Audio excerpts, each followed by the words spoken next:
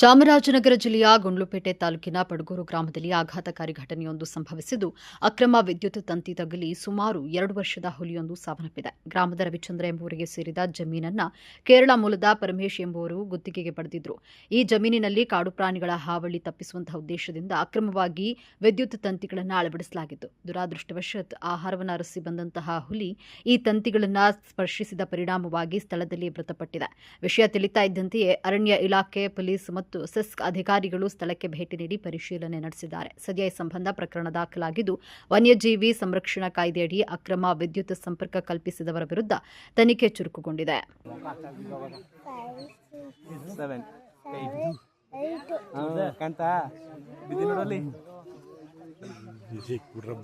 ಸಣ್ಣ ಪಡ್ಡು ಮರಿಕೆದು ಅಲ್ಲಿ ನೋಡಿದೆ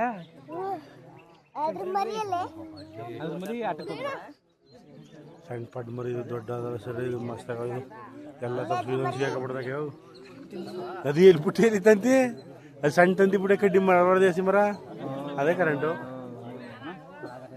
ಎಲ್ಲ ಇತ್ತಾಗ ಹೋಗ್ಬಿಟ್ರು ನೋಡ್ದೆ ನೋಡ್ದೆ ಇಲ್ಲಿ ಕಾಣಿಸ್ಲಿಲ್ಲ ಹುಲಿ ಸುತ್ತಕದ ಸುತ್ತಕದ ಯಾರು ಗೊತ್ತಿಲ್ಲ ಕಾಣುತ್ತಲ್ಲ